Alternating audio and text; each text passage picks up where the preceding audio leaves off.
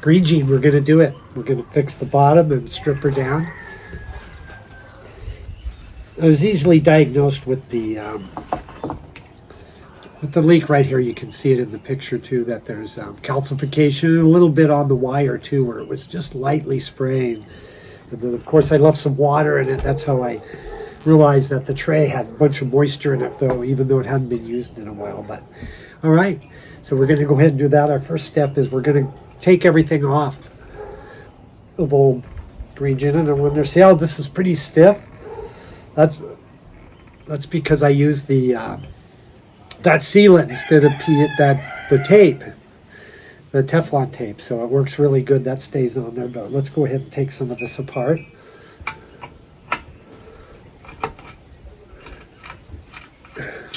So we can get all ready to pull the heating element off later on. Oop. There we go. This is this one. Everything's pretty simple. Everyone's done this. Sometimes you just need to loosen things and go. But this is the green machine. You know, I've talked about how I got the rusty box, but you know, this thing came back pretty good, and she's really worked well. And I always had a little trouble resealing that cap because it was off, and I didn't have my tool at the time. But I have a tool for those caps now. It works a little better than the oil wrench. But the oil wrench will suffice. This one was just really hard to seal, so probably could just tighten it and that might work. But I think we're going to pull it off and do the gasket and put it back on just for the whole event of it, because that's probably one of the harder things besides some of the machines where you had to where this is welded on, which is trouble. We got a handy dandy little box here. We'll just pop things in it as we go. That's off. Cap.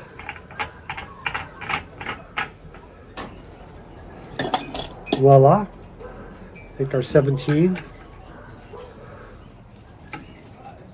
This one's pretty tight too. There we go. Right off. I can't remember if this has the little steel ball still or the... no, this one had a new one. I Teflon that on there, so that upgraded when I built it. There we go. We don't need that. Little number 10. Righty-tighty, lefty-loosey. I always put a little bit of that dowel on these screws, so later on, if you ever have to take them off, they come off pretty easy. It's like the old thing with your... Hardly anyone changes their own tires anymore, but if you change your tire and you spray the lug nuts with a little WD-40, if you ever have trouble again, they come off easier. Anyway, that's the same idea here that I do with the little Dow 111. Just a super light amount on this lined up.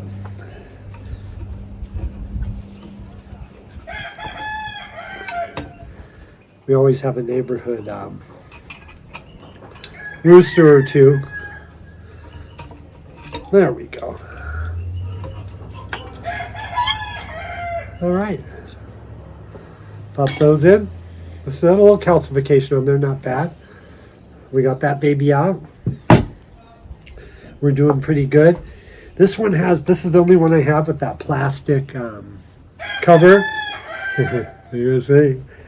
But I would, they're pretty easy to get off. I'm probably going to go with one of the stainless steel ones here, but you can see, you just work this off a little bit.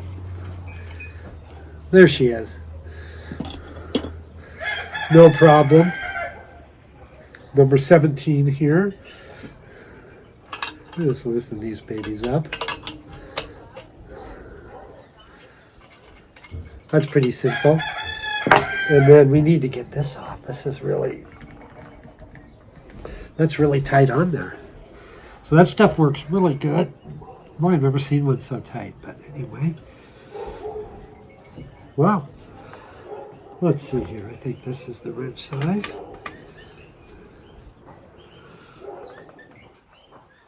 There we go.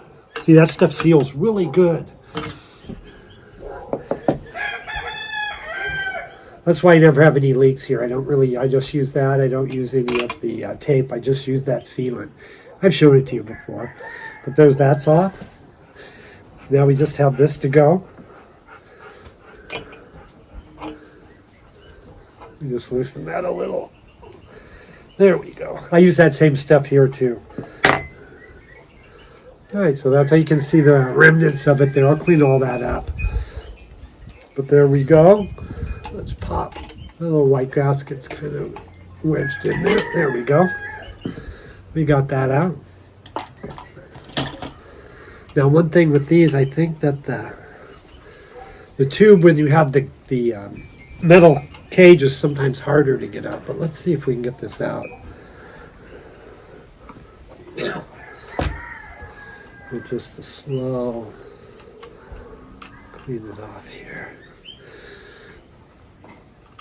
What I do is I kind of just spin them, work them up. There we go. Voila. Wow. Every once in a while my techniques do work, no matter what anyone says. Glass tube out. We got our two nuts. And we have our little washer and our other gasket in here. There it is. Come on out of there. There we go. Gasket for that. See if I do this one without seeing. There's another one up there. And we have the sight gas glass. Oh, there we are. There's that one out. And let's go ahead and do this side. That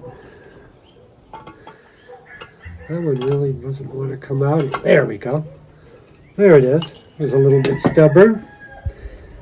And let me go ahead and get the, we might end up getting new well, we will get new gaskets for all this too. Well, that one is really stubborn, but let's get it. There we go. That one was a little stubborn too. It's a little misshapen, but God, you might be able to get away with using those again, but it's always going to get a new gasket. So we're just about there. So we stripped it down, the body stripped down.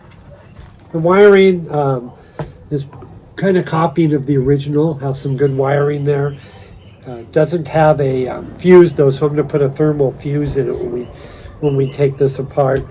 And I had rebuilt the switch too. It was one of these, so it's kind of in there. So I'll take all that off at the show when we're, the next show we're going to remove this cap. By then I'll have my gaskets here, and I'll have the other parts, and I have that other big machine project that's going on. It's getting a couple little modifications, but that's going good. I don't want to show any of that yet, but yeah, we're doing the green machine.